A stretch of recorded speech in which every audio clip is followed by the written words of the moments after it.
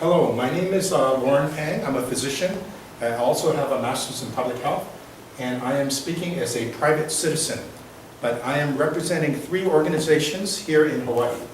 One is called PCRAM. It's an acronym, Physicians Coalition for Responsible Agriculture on Maui. First of all, I think it goes beyond physicians. I think any reasonable citizen should understand what we're saying, and I hope they support this issue. Physicians Coalition Responsible Agriculture on Maui. I hope it goes beyond Maui. I think this should go anywhere that pesticides are being used. I also represent a group called SHACA. It's another Maui group. It is an acronym. There's Hawaiian words. It actually is sustainable agriculture on behalf of the children and the land. You know, sustaining the land, not poisoning it. And then the final group is Hawaii Seed. They used to be called GMO-free Hawaii, but they changed their name to be a little more upbeat and called Hawaii Seed. So I represent these three different organizations. I gave a previous presentation. It is on the website. If you type in the website, you have to spell out the acronym. Physicians Coalitions Responsible Agriculture on Maui. You will see my first PowerPoint presentation. It's about 30 minutes. I tried to keep it entertaining. And it covers some basic stuff. I will give a quick summary of what it covers and then launch into the second one. You really should understand the first presentation first and then why we go into the second one. This second presentation is about half an hour, and I'll call it the Cold War U.S. Congressional Hearings of 1994. There were congressional hearings, U.S. 1994, and it was based on all the Cold War experimentations, and they point out that all of it was unethical experimentation, human experimentation, done by the U.S. on U.S. and Canadian citizens. So this is not a racial thing like the Nazis did things to the Gypsies and the Jews. This is U.S. on U.S. It removes that racial overtone. Here is the website for it. You can actually find the minutes of this meeting at this website. It's some of the most fascinating reading I have ever done. It's about 500 pages. The last 200 pages are references. The first 300 pages are fantastic. It's the minutes of the meeting. And in 1994, compared to today, 2017, I get this feeling that people were honest, straightforward, no run around, no beat around the bush, no double talk. And you should hear the US congressmen, senators, and representatives go over this issue, cut short the nonsense when people start to dance and diverge and dodge the questions. They bring them right to the table. And it's just fascinating reading how straightforward this can be. So I will base this presentation on the text found at this website of the US Congress. Now, I guess we could have the first slide. Okay. The congressional hearing, 1994, it covered these funny experiments which had gone on between 1950 and 1964. I have to tell you, don't look at the pointer of this fishing rod. Look at the shadow, so 64. I am going to tell you quickly what the first presentation was. The first presentation, which you can find at that website, Physicians Coalition for Responsible Agriculture on Maui, it covered the basics of what constitutes unethical human experimentation. And it starts really with the Nazi medical experiments of the Second World War. It wasn't just Nazi Germany. Imperial Japan also did equally horrible, grotesque things. And after the war, they had the Nuremberg trials. It's called the Nuremberg Doctors' Trials. They put on trial the Nazi physicians who had done these horrible things, and they tried to put safeguards. It was it was an international trial, but led by the US, so that these things wouldn't happen again. Now, if you look back at that first presentation, you will see these horrible, grotesque studies. Oh, they did things to the minorities, Jews, Gypsies, Romanians. They did things to disabled people, frail people, disenfranchised people. And a lot of us take home the lesson, that's racism. Yes, it was. But it's more than just racism. A lot of us take home these lessons that's horrible what they did. For example, they did classically 12 studies. One was called the cold injury studies. They would take people and freeze them as cold as they can to see how close you could get to death by cold and resuscitate them. This was useful for them because the Nazi soldiers were fighting in the north, in Norway or something, and they got very cold. And the doctors had to know when you could salvage a patient and how to salvage a patient. So they took these people, immersed them in cold study. Then of course there were the heat studies, there were the radiation studies, etc., etc. But essentially it was grotesque torture.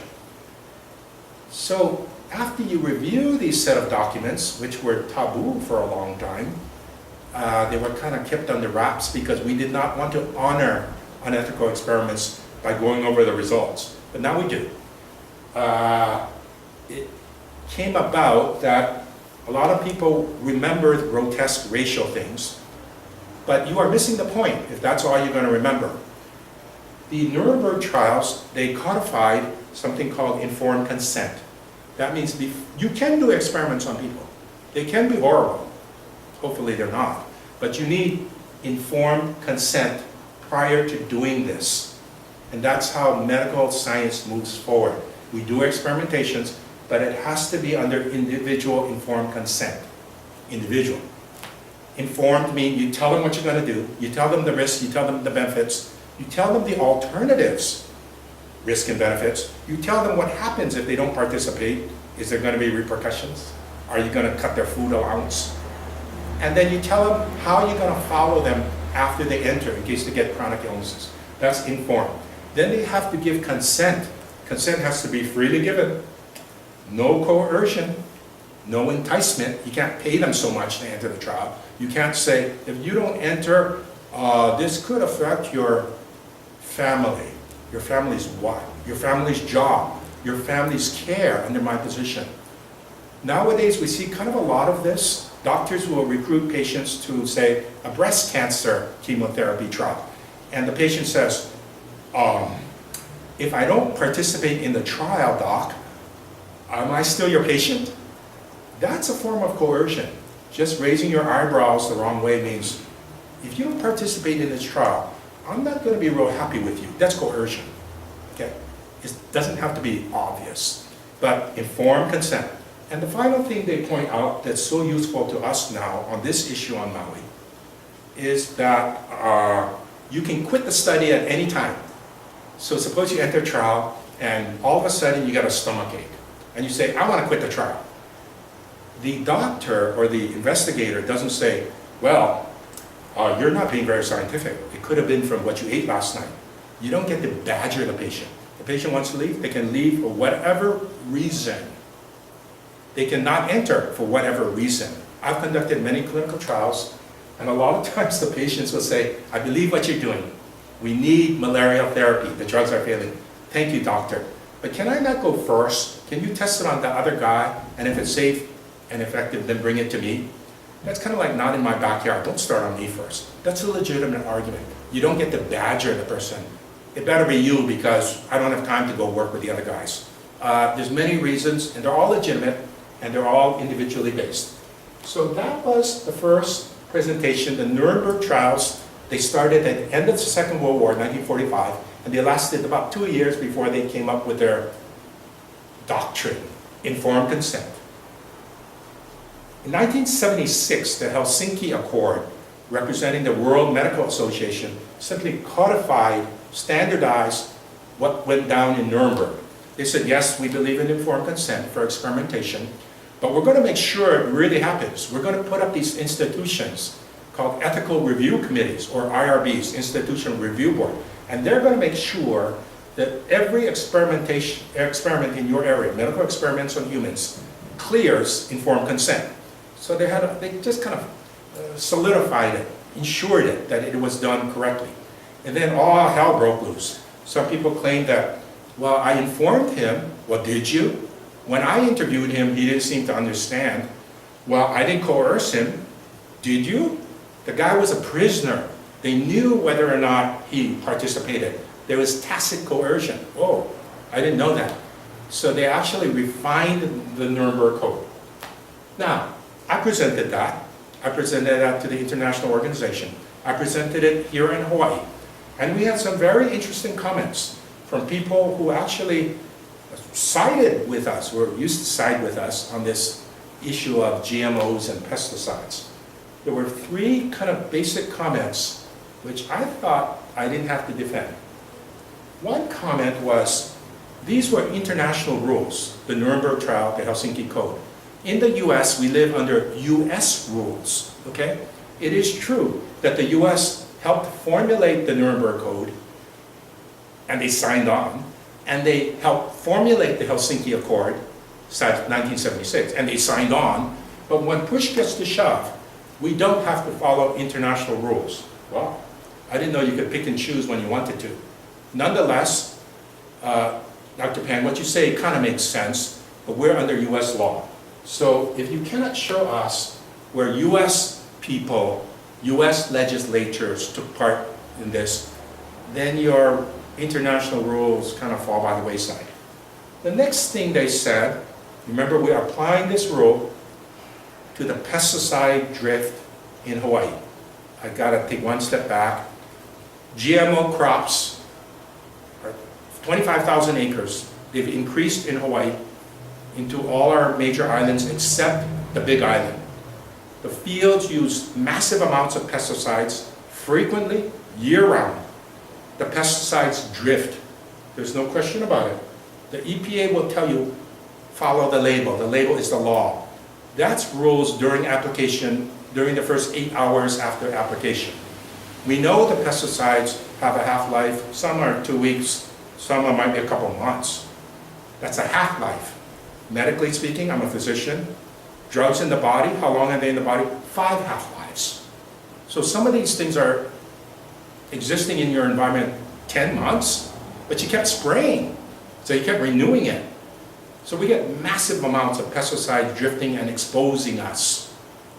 So I claim that these drifting chemicals, that you really didn't test any combination, you test single chemicals, but when there's 80 chemicals being used, we know there's 80 for the GMO crops.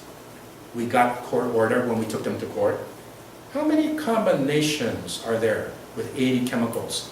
Another principle, pharmacology of medicine, when you have 2 drugs and you know each one separately and you combine the 2 drugs, you are obligated to treat the combination as a new entity, new pharmacology, new toxicity, new efficacy. So any combination is like a new entity.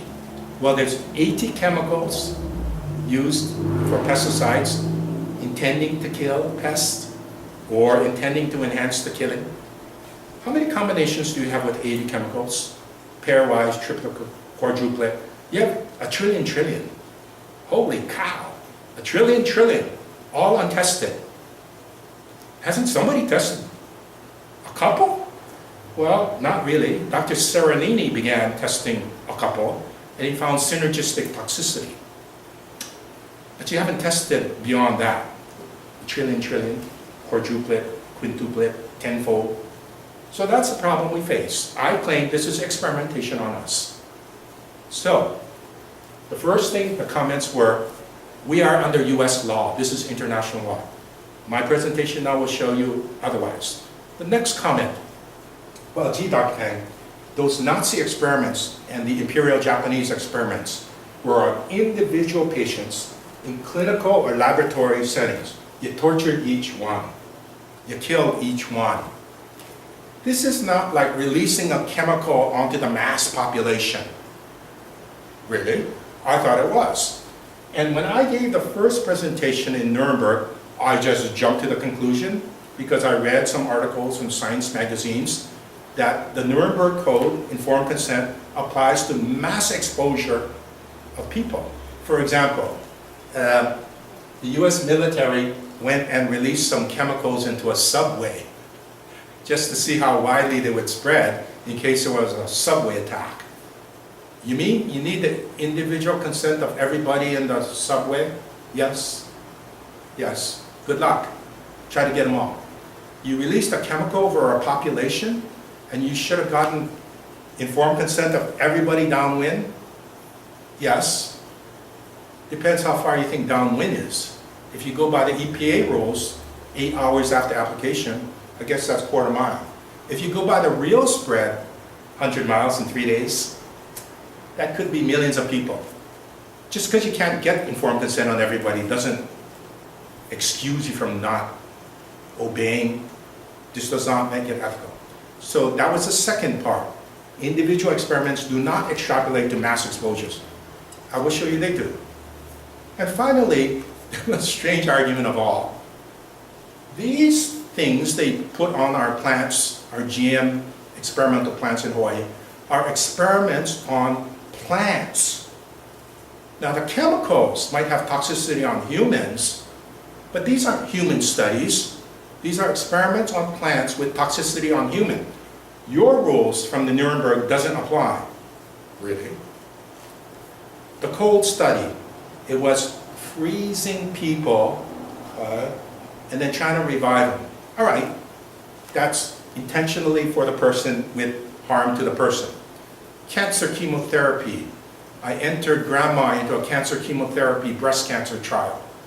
I intend to kill the cancer. She might die of liver toxicity, bone marrow toxicity. Is that not the same thing? I'm after the cancer, but she died of the side effect of the drug. I'm after controlling pesticides of the plant, pesticides, which is any pest, weed, fungus, insecticide. But the toxicity affected humans. I don't care. I don't care what the intention was. If humans are exposed, I think that's wrong. I assumed that was a logical jump, but I was challenged, and now I will show you I'm not the only one who thinks this way. So, getting back to this presentation, why I had to present this. I found a source that can support my position for US laws, that community exposures are the same as individual exposures, and that no matter what you intended to do with your chemical, when humans are exposed, that's now human experimentation. Okay? Well, where are these rules? Well, it was in 1994 US congressional hearings of the Cold War experiments. So the experiments done by the US on US and Canadian citizens were in 1950 to 64. Hey, that's after the Nuremberg trials. Yep, I guess some people didn't get the message, and they went and did it on your own citizens. I guess they got the message that you can't be racist about this, but if you go and hurt your own citizens, I guess that's okay. Well, that's wrong, because it's you can't hurt individuals, let alone by race. And they went on for 14 years until I think President Nixon said, stop. If the public gets wind of what you guys are doing secretly, wow, that's bad. So these were secret. And you see, for 30 years, all of it was kept secret. The documents were kept secret. Until we learned in 1994, President Clinton, Bill Clinton, said, oh, look what you guys did. Let's have a hearing on this to make sure that this kind of thing never happens again. Well, what kind of thing did they do for these 14 or a dozen years? All kinds of stuff. They released chemicals into the atmosphere over 16 major areas, cities and rural, of Canada and the US. They released zinc cadmium sulfide, one chemical just released, to see how far it went. Why? I don't know. It was quite controversial in the minutes. Did you increase it to float up into the ionosphere to increase radio communication? I don't know. Did you increase it to poison the other guy's plants? Or that the other guy will poison your plants? I don't know. Was this germ warfare? I don't know. They released a germ, Serratia, over the Bay Area. That was interesting. It went all over the Bay Area. Guy died from it, confirmed by Serratia. He died in the Stanford Hospital. Some people got sick. What was the purpose of that? I don't know. I guess germ warfare or germ defense. Who knows? It's covered in this book. They released radiation. I couldn't believe that you released radiation. I believe it was Minnesota or St. Louis. Then that's the community exposures. They did all kinds of stuff to individuals. Mind control, sleep deprivation, LSD put in water. Don't tell the people. They went crazy. They committed suicide. All this kind of strange individual stuff. So they did massive stuff to the to the US and the Canadian population. And for the most part, it was all hush-hush. And then it was discovered and brought to transparency congressionally in 1994. Next slide, please. The most relevant to pesticide use in Hawaii are the release of zinc cadmium sulfide, that yellow powder. Yeah, they did a lot of stuff, but I want to focus on that. They released this yellow powder from the air and from the ground. In Hawaii, we only use pesticides for now, from the ground. So I'm just going to do ground to ground. Here's a ship. Hey, here's the experiment, one of them, 16. The ship is called Tercel. And it floated off the coast of Georgia, North and South Carolina. And they released that yellow powder to see how far it went. Now, there is documentation if you want to read the references. But over 2 or 3 days, it went 100,000 square miles. If you just say a circle, that's about 100 miles in 2 or 3 days. It traveled 100 miles. They knew it traveled it because you could recover the material and fluoresce it. So, this is a release of a single chemical and it went 100 miles. Here in Hawaii, we argue buffer zone. Please give us a buffer zone around the areas you spray. Yeah, what are you going to give us? Quarter mile, 500 yards? How about 100 miles? That's like the whole island, maybe the next island over too. So that's the most relevant to us, the spread of a single chemical and how far it spreads. Next. I will summarize the findings of all the experiments, including that Operation Dew, spreading zinc cadmium sulfate over Georgia, North Carolina, South Carolina. The findings of the 1994 hearing is based on the Nuremberg and Helsinki codes. You need prior informed consent by each individual who is exposed before your activity, and they can quit at any time if they even knew about your activity. So they do base it on informed consent.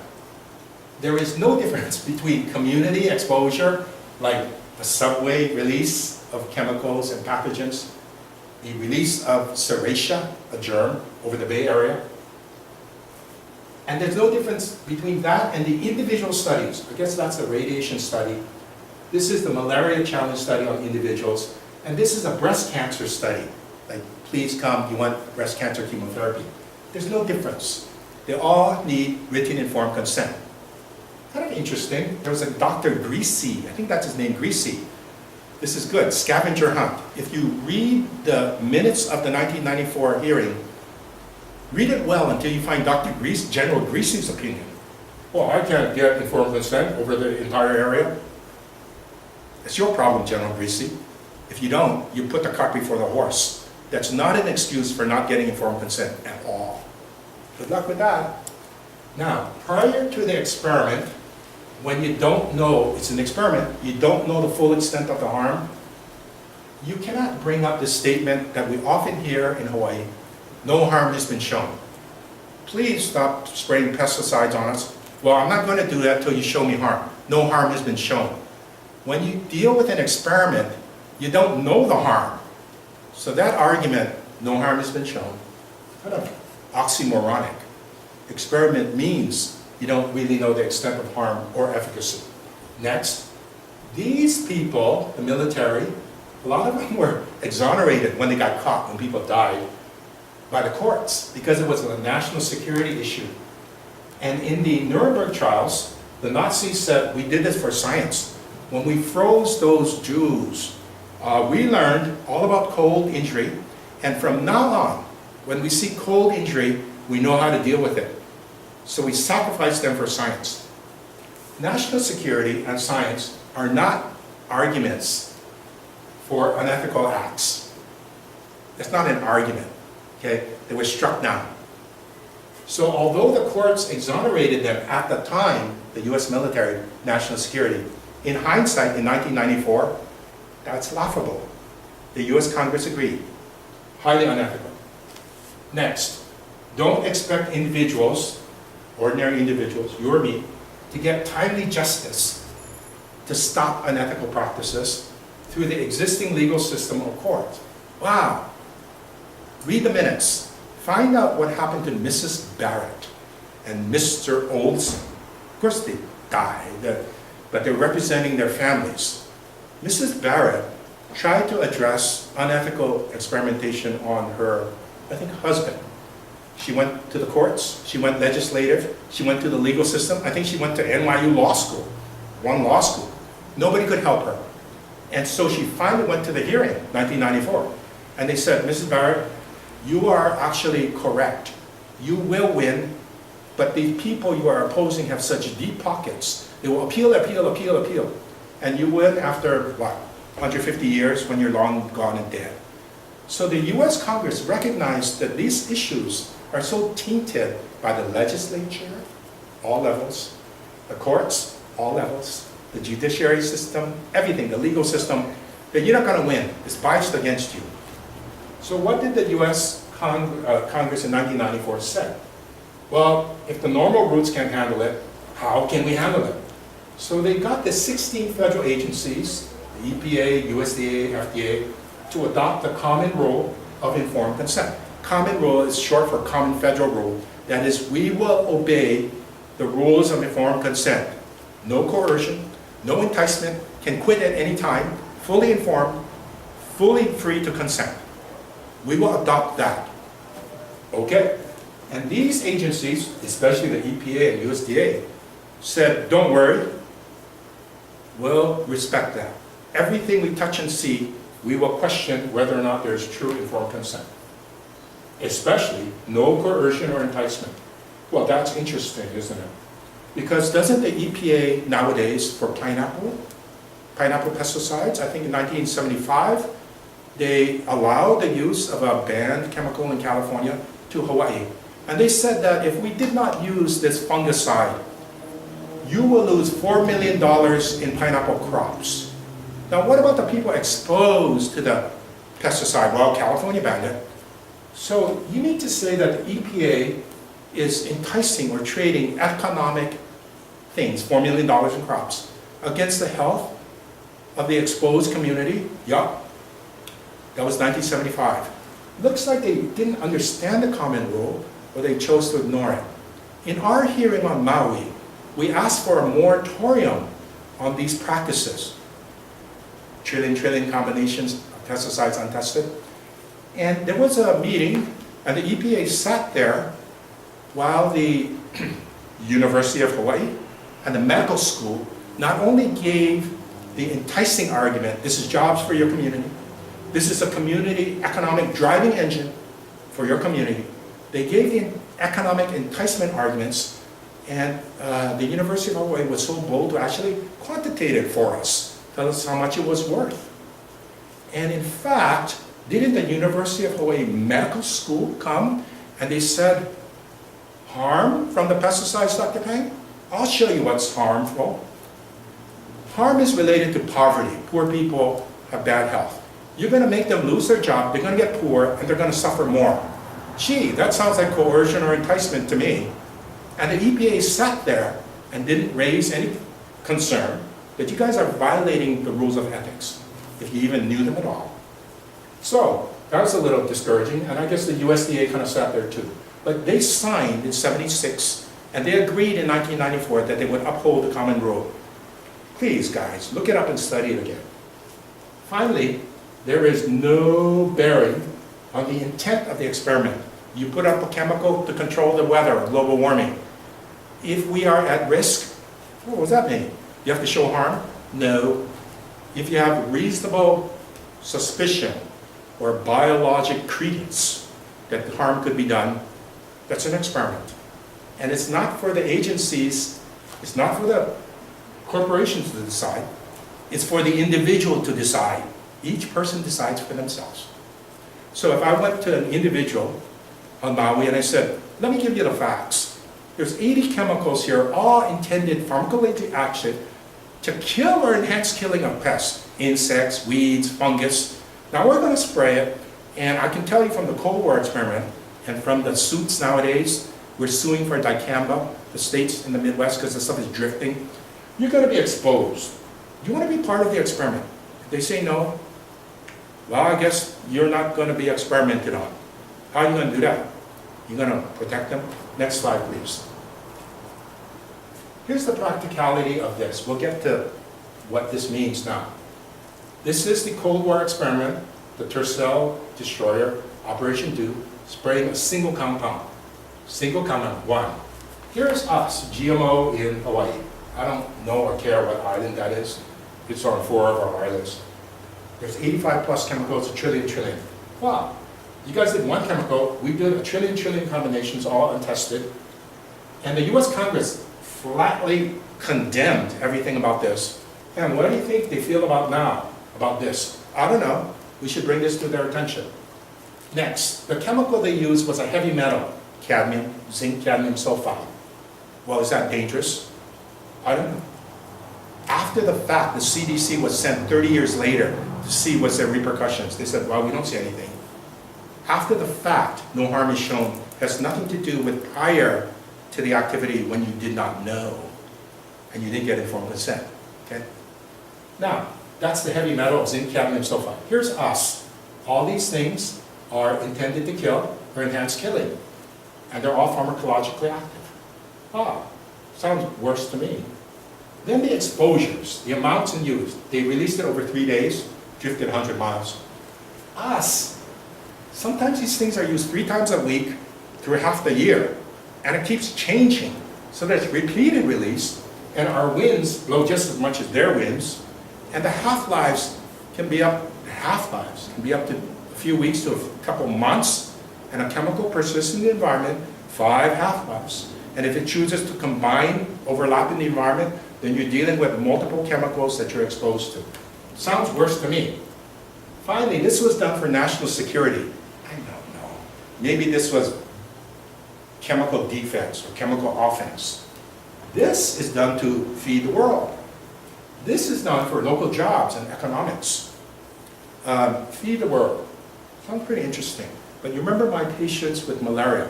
They said, gee, doc, I appreciate what you're doing, but can you do it on someone else first? Well, you know, it is true that Hawaii could say, yes, we would like to feed the world, but can you do it somewhere else first? Say the guys who are really starving, can you do it in their backyard? Sounds selfish, but you have the right to do that individually. You don't even have to do it as a community. Why don't you do it as a community? Because if I took a vote to say, let's be selfish and not in my backyard, everyone's going to look at me and say, what, are you that selfish? That's coercion. I'm allowed to say it individually. The best way I can do it privately is during the vote.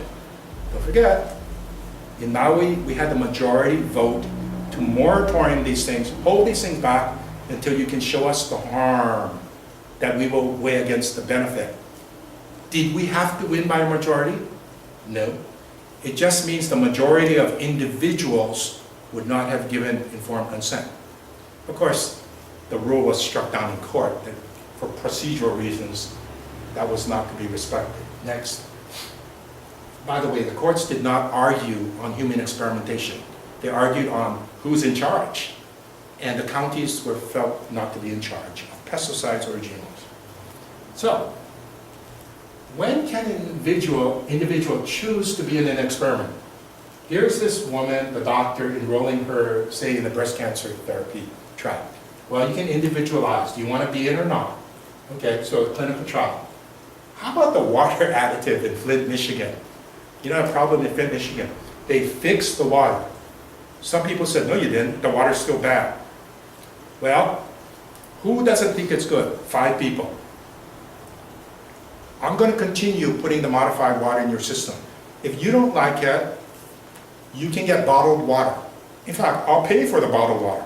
So right now, that's almost a form of informed consent.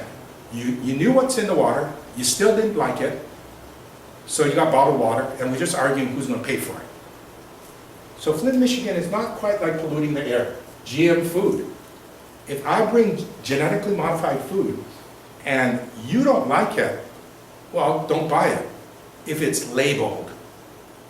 So there always has to be some mechanism to opt out.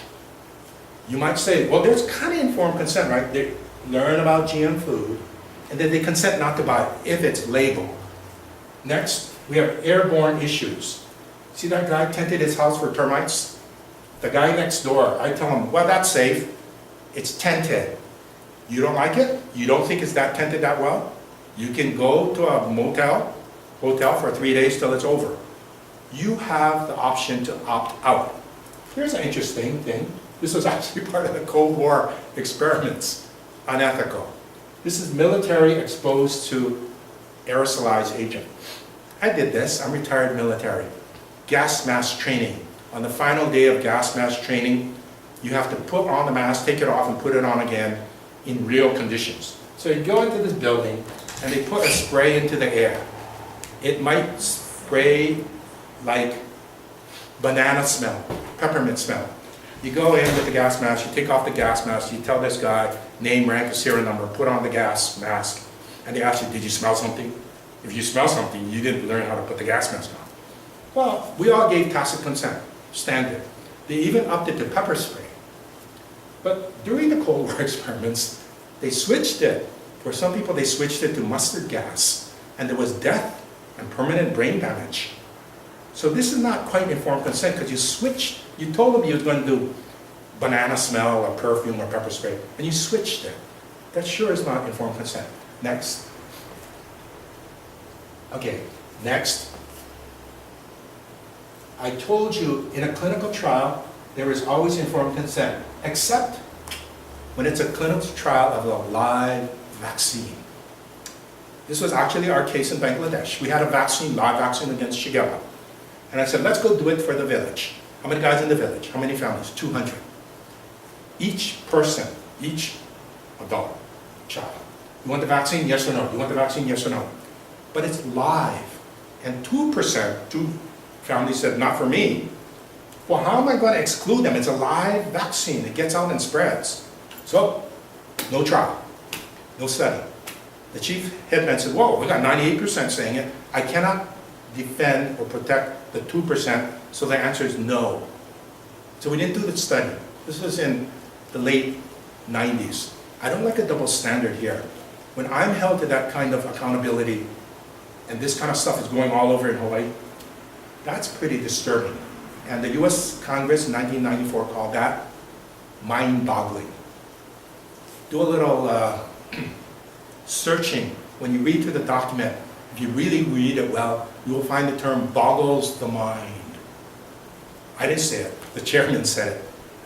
What they mean is that sometimes you are so restrictive and almost obsessive about upholding rules, and then other rules are just thrown out the window.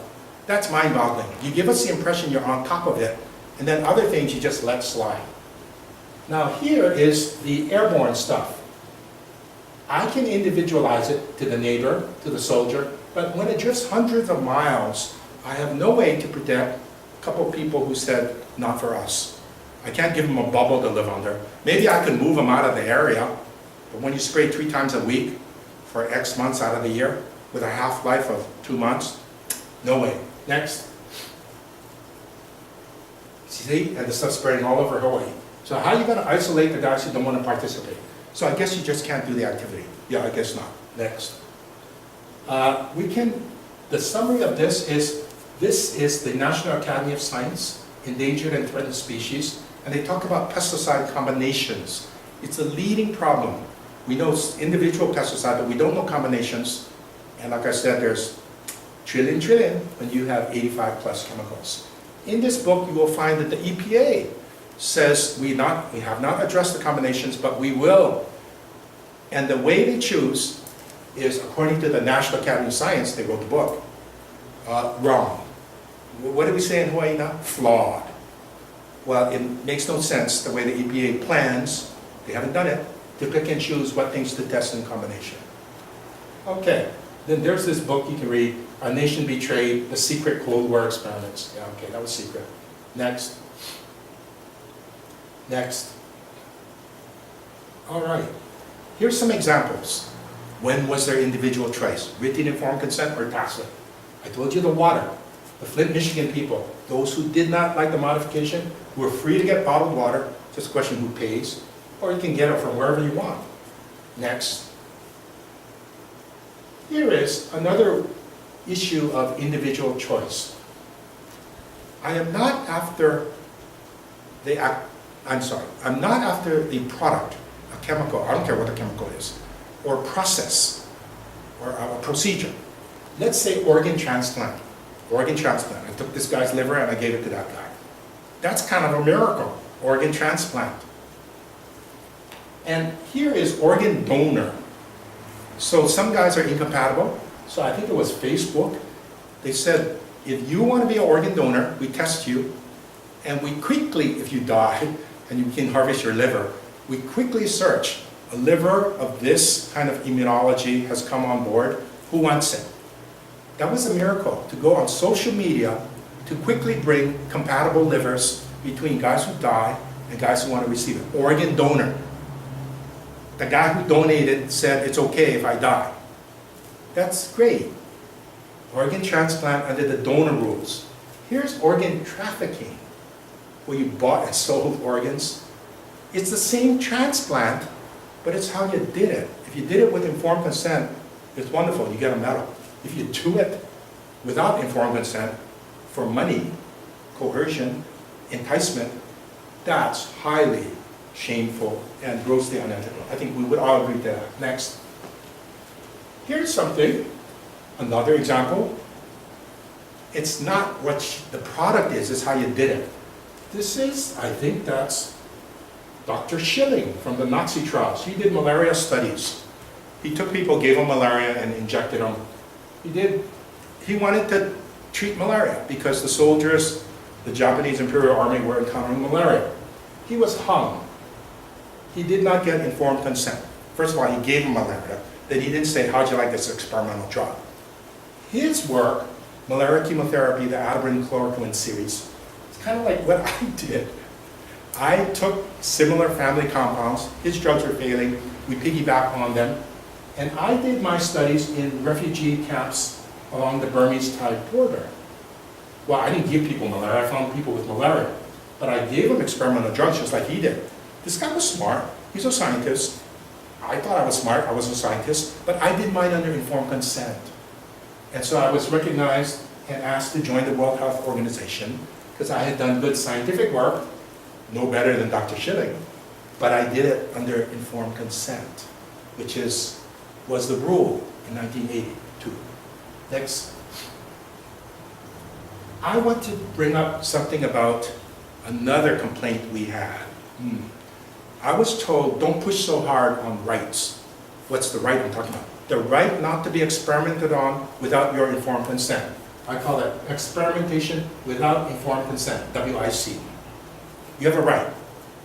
They said, if you're so much for rights, next thing we know, you'll be talking about gun rights. We all have the right to own guns. Wait a minute.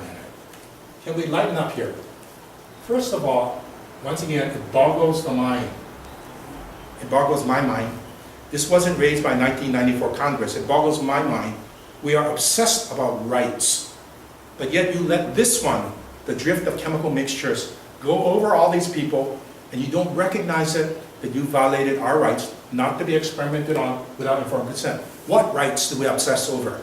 Well, yesterday in the paper, the Utah nurse, everyone supported her because she refused to draw blood on the unconscious patient without his informed consent. Just drawing blood. She didn't give him pesticides, she didn't inject anything. Whoa, did you see what she did for individual rights? You support her, but you let this thing go. That boggles my mind.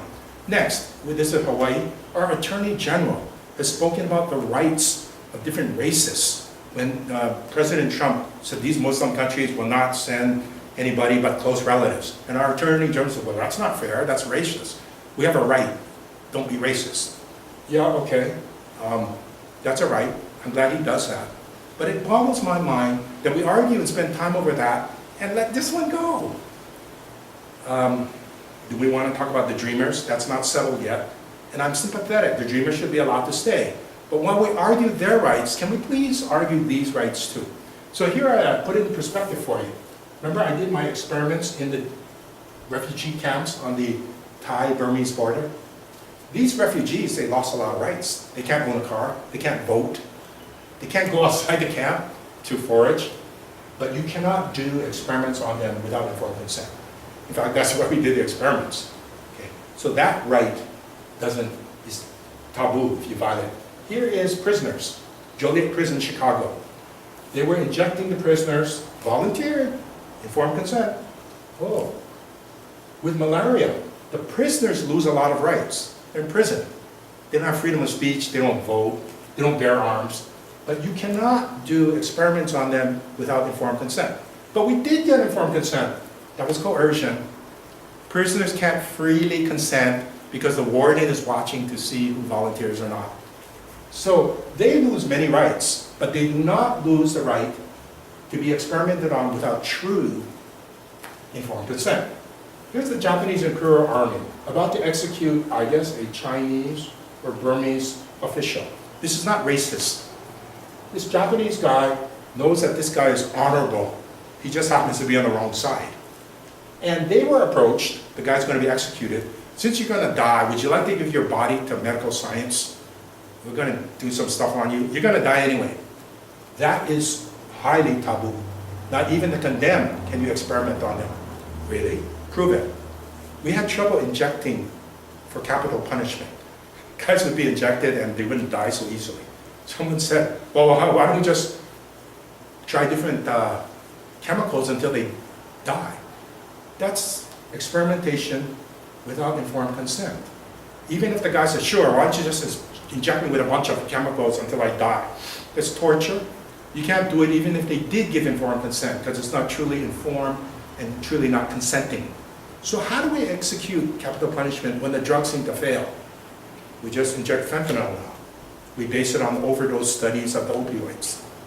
So there are some things that are very taboo that you cannot even do on people who have lost all rights. Here's the final thing. This is one of the Nazi doctors going to be hung for these horrible experiments he did. And he said, I would like to give my body to medical science. They refused. We will not do to you what you have done to others. This is not even an eye for eye. So experimentation without informed consent is a high order taboo. Okay? And it just boggles my mind that we're obsessed with other kinds of ethical violations, and this one slips by us. Next slide, please. We can just go over, let's just skip over this one. You can hit 2, but I am just tracking how malaria is tracked versus, hit next one, how the pesticide combination, next. One more, and I think one more. Good. Malaria tracks through this. How we test it in animals, humans, goes to market. Sometimes it's used off-label. Oops, you need informed consent for that. Then it goes to the general market. We used to put it in the salt in Colombia. So you can track malaria drugs, and then you can track the pesticide combinations. We didn't test any animals. We didn't do any experimentation. Oh, we didn't. Well, we kind of used it in the market, so we just jump here. Well, we didn't do these experiments, but this one is still considered an experiment because you don't know about it. Next. This is my final slide. I'm not against any product or process or activity. I'm against how you do it. You did it, every experiment, and we will decide what's an experiment, we being the individual, after informed consent. When in doubt, ask the individual. They will decide whether or not they participate. And here they are, you make them the choice and they will choose participate, not, maybe I'll drop out after, participate, not, or drop out when I feel funny. Next. Here's the 800-pound gorilla messing up this ideal system. Next. Next, one more time. Sometimes they say, yeah, well, we're not going to follow this. That's all pie in the sky, Dr. Pang. We are going to do these things for national security. Okay? We're going to do these things, Cold War experiments, for science. Or we're going to do these things for money. Those are not great arguments. And if you let them stand, we will go down the slippery slope. This is the worst thing I want. I don't want to happen. I gave this statement at the first presentation. I don't want 100 years from now, they say, whoa, that guy was right. Whoa, he was right. 100 years from now? And in the meantime, when we do these horrible, unethical things, we get even worse until something horrible happens, and it's a wake-up call to say, hey, I guess we shouldn't do this. I think the time for the wake-up call is now. I think there are so many chemicals, at least in Hawaii, that we are exposed to that are really dangerous.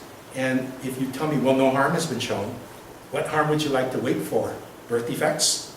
I think we have sterility before we see birth defects. By the time you see stuff, it might be a little bit too late. So remember Hawaii, 85 chemicals, trillion. Just off the top of your head, 15 chemicals, because maybe somebody uses 15 chemicals, 30,000 combinations, none have been tested. 45 chemicals, GMO or not, 45 chemicals, I forget. Maybe it's 30 billion, no combination tested. I think it's time to wake up and cite the fact that you don't have to show harm. This is an experiment. You did not get informed consent. Okay, now we're going to open it up for questions. We have a person in the audience who represents questions that have been asked, Dave. So he'll ask the question and I'll repeat it. Dr. Pang, many different legal angles have been pursued.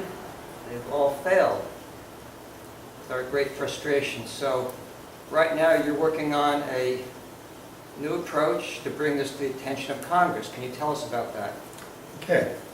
First of all, I guess we could say we tried different angles. I don't think about this as an angle. We got blocked by litigation. We got blocked in the courts. To me, this was always the biggest pathway because you don't have to show harm. The other guys said, wow, it's nice if you show harm, and then they argue whether or not there's harm. So what can we do? This is a summary of my interpretation of the 1994 congressional hearings. I wrote a letter to the surviving members of the congressional hearing. There are 8 surviving members. Of course, I wrote it to the entire Congress if they wanted to pass it. But Bernie Sanders is one. Okay? I wrote it to him and say, you protected us in 1994 by these rules. You had it easy. The experiment stopped 30 years ago.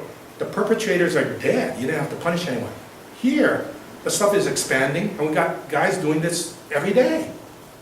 So can you please protect us now? You promised you would protect us. I sent this letter out, and I asked them to spread it amongst their colleagues to the U.S. Congress, and I'm waiting for a reply. But after, it's been a couple months now, if I don't get a reply, I guess we have Plan B. What is Plan B? What's one of the most grossest unethical experiments in U.S. history? Tuskegee syphilis trials. They gave syphilis to some African Americans. You don't even have to call the race card. They gave syphilis to some people, and they did not tell them, they told them they were cured, but they thought they were cured. They weren't. They were watching the natural progression of syphilis. Then it was a 50-year trial.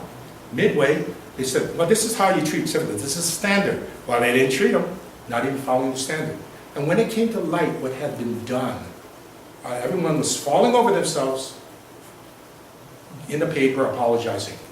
But who brought them, the trial people, the investigators, to justice? Not litigation, not legislation, not the U.S. Congress, not the courts. They all got burned.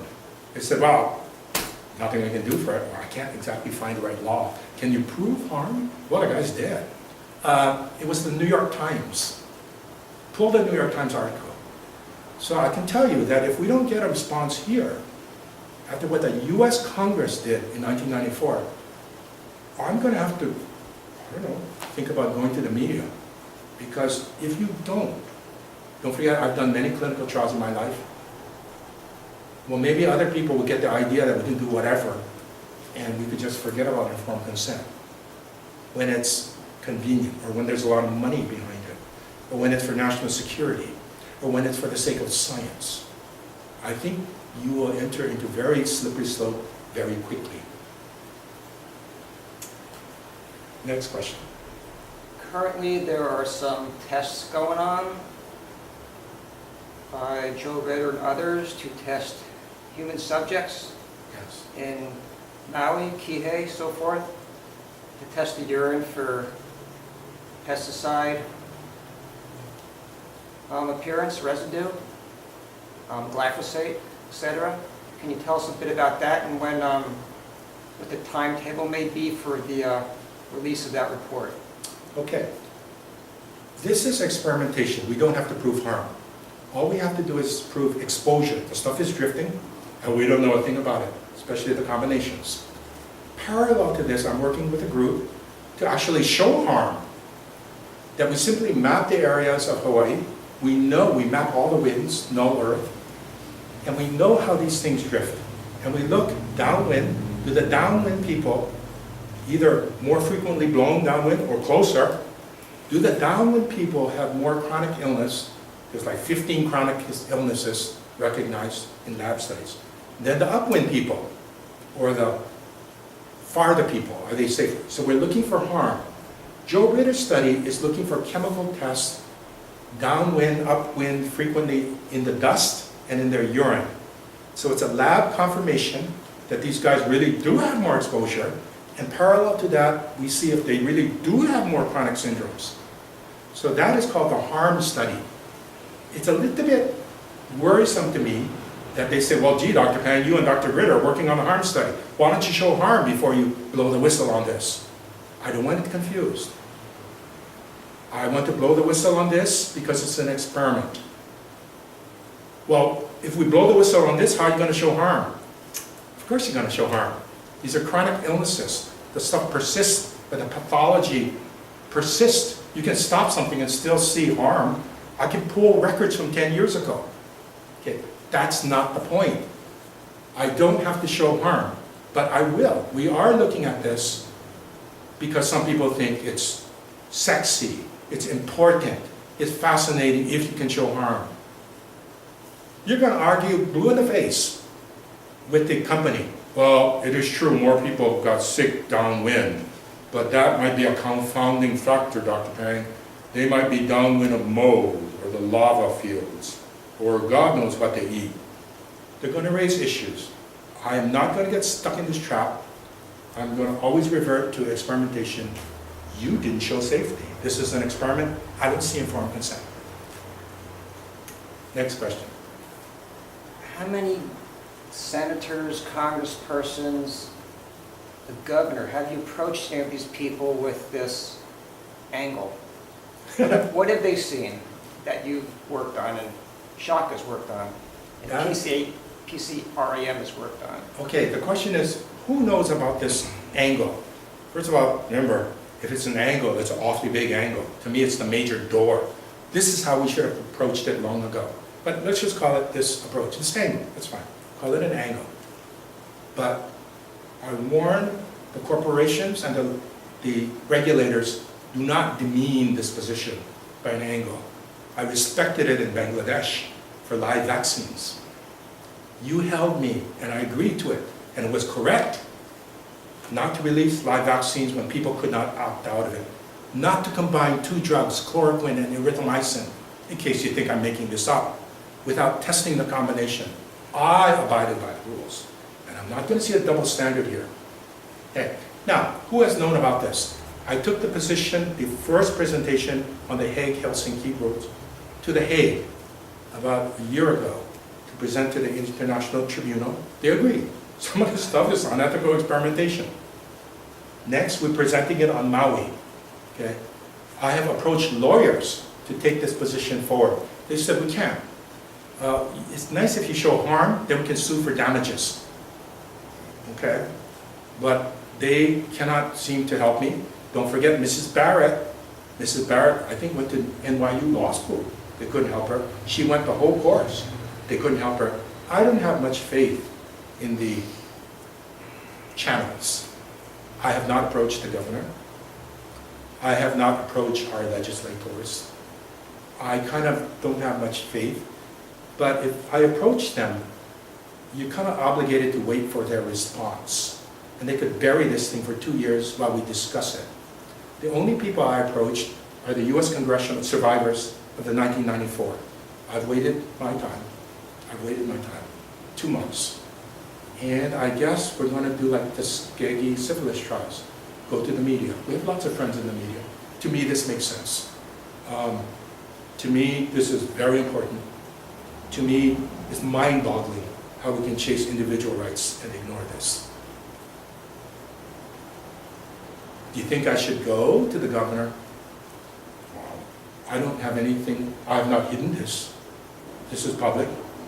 It's gone on the Facebook. People can access the site. People are commenting on it. I'm not sure he actually understands what this really means. He wasn't with me in Bangladesh when we stopped the live vaccine trial. He wasn't with me when we combined the two drugs as if it was a new entity. He's not with me when the complaints call in from the moms who say, I know you can't prove this, but Johnny's really messed up. And I know you can't prove it's the pesticide, but isn't there something you can do? She could opt out. You can opt out of an experiment for whatever reason. Johnny has a stomachache, we're out. You don't get to call her unscientific. You don't get to call, well, let me call the USDA to investigate this. And if it was me, I'd double check with the EPA, go over what is the common rules, because they seem to have forgotten or never understood it in the first place. Next question. So there is a U.S. governmental organization in Washington, D.C. that oversees experimentation. Yes. And in our opinion, even though their purview they consider to be medical, this does fall under their jurisdiction, in our opinion. However, our feeling has been that they are not interested in taking a look at what's going on here. Is there any point in trying to pursue sitting down with them and saying, hey, look what's going on here, will you please rule on this? All right, there is an agency, a US agency, OHRP, Office of Human Research Protection, that looks at informed consent and the ethics of experimentation. I have dealt with them for 13 years of my life. They drove me crazy. It wasn't about this issue. I was accused of doing unethical studies. Of course, I didn't. I got informed consent when I had to. And I complained because I wasn't given my chance to appeal, that I did actually have informed consent. The people who slandered me just didn't know about it. And these people were from an IRB, an Institution Review Board, the guys who are supposed to safeguard the Nuremberg rules. So I never got my day in court. And they gave me the runaround for 13 years. They made up all kinds of rules which applied only to me retroactively. So I had it to hear with them. I finally called the US senators. I want a hearing with the OHRP. And as far as I know, the senators agreed with me, and the matter was never put in writing by the OHRP. And they kept changing leaders. It is called a conflict of interest if I were to present this to them, because I distrust them. They have the same leader. I distrust their credibility, and to me, they're nothing but, for me, in this past issue, a waste of time. But shouldn't we give them a fair trial? If somebody else wants to take this to the OHRP, we did start a negotiation with them. You asked me to, and I did, and they said, show us everything that's been done. That's not my job, that's their job. They know full well what's being done.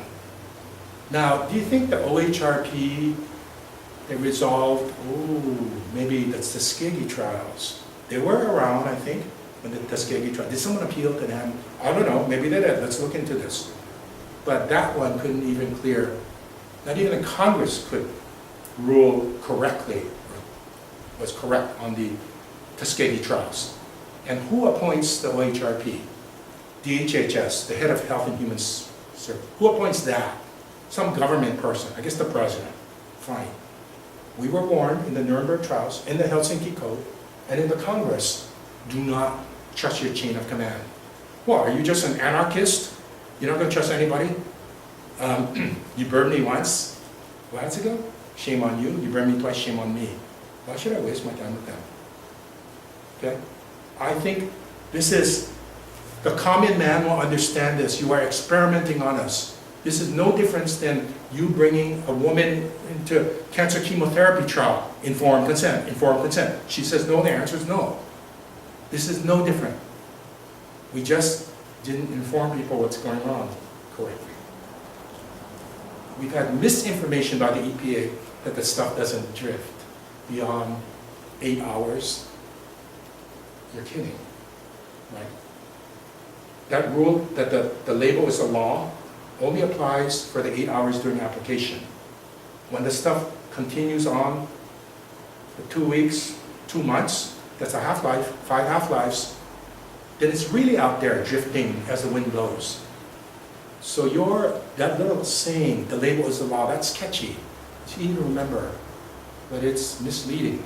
It's like me saying, I'm going to tell you the laws for vaccine application. Application. Clean off the skin, don't inject the nerve, don't inject an artery, try not to hit a nerve. And if you can fulfill that application, I guess the vaccine's good. My goodness, that has nothing to do with the long-term effects of a vaccine, how you applied it. Same thing. And I believe the consensus now is, as I say, even the EPA is looking at this.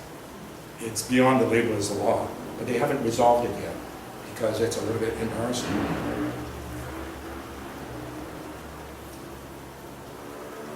There's a branch of the EPA presiding over Hawaii, correct?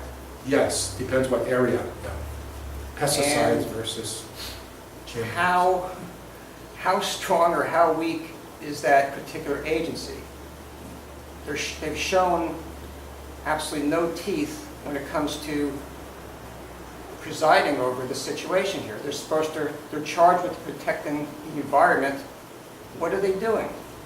Do they have any ability, any funds to work on this issue here?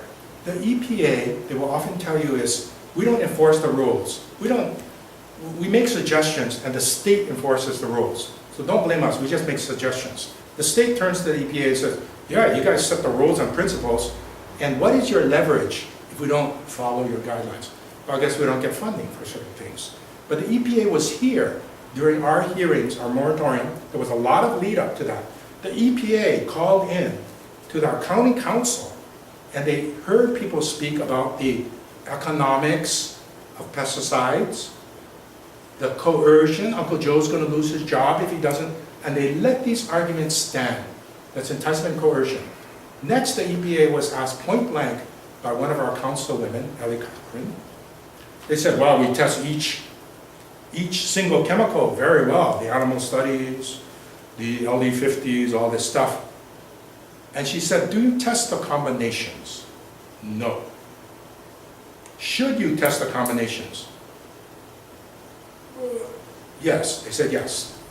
Okay, so that boggles my mind. You test a single event so well, toxicity, teratogenicity, reproduction number, chronic effects. I used to work with them, right? Daphnia represents population explosion. Yeah, but you do nothing for the combinations. And you admit you should be testing the combinations. So they just don't answer, or they say they don't. Should they test it? I don't care really on their answer. National Academy of Science, UCLA, I think Harvard Medical School is now saying that's the leading problem, your combinations. You should test these, especially when there's a trillion. Now, what does the industry say to that? Trillion combinations. Well, let's not name names, but their argument is, yes, there's interactions with these chemicals. Trillion different ones. But gee, Dr. Pang, they're not all bad. Great. You mix two drugs, sometimes it's good. Sometimes there's no interaction. Sometimes it's bad. Well, let's see now. If I take a drug, a combination, and it's good for your heart, but bad for your kidney, and you tell me, well, it's not all bad, good for your heart, bad for your kidney, does that cancel it out? Is that neutral? But it depends on you, if you got a good heart or a bad kidney. In fact, that's how we use medicines. If I can help your heart, and it's good for your heart, I give it to you. If it's bad for your kidney, don't worry, your kidneys can handle it. Come on.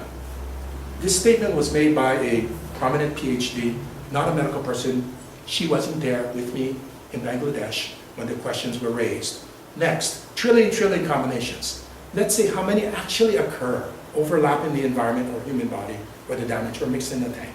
Let's say Only 1 out of a trillion actually occurs and is harmful.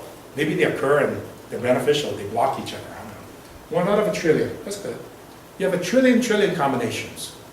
1 out of a trillion? That's still a trillion. You got a trillion. You raise the stakes by a trillion. I think this is unethical experimentation. So, Trillion-fold. Dr. Peng, please sum up. Our whole premise here, the whole purpose of this presentation is it's about ethics, which should be part of our national security, Yes. our guarantee of freedom, our welfare, and it goes hand in hand and even supersedes any written law. So can you talk about how this is, it's an issue of ethics? To me, The golden rule. To me, this is one of the founding principles. You experiment on people without informed consent. That's a high order violation. Now, as I look around, and it's not just recently, long history, Americans like to call themselves ethical, and they will pat themselves on the back. And we will have little vignettes during the news of American heroes who are ethical. But when push gets to shove, when national security is on the line, which it shouldn't be, science is on the line, I'm feeding the world, or money is on the line, whoops, we kind of ignore the ethical part. That's kind of mind-boggling again, that in little frameworks, when people are watching, for little things easy to give, you can be ethical.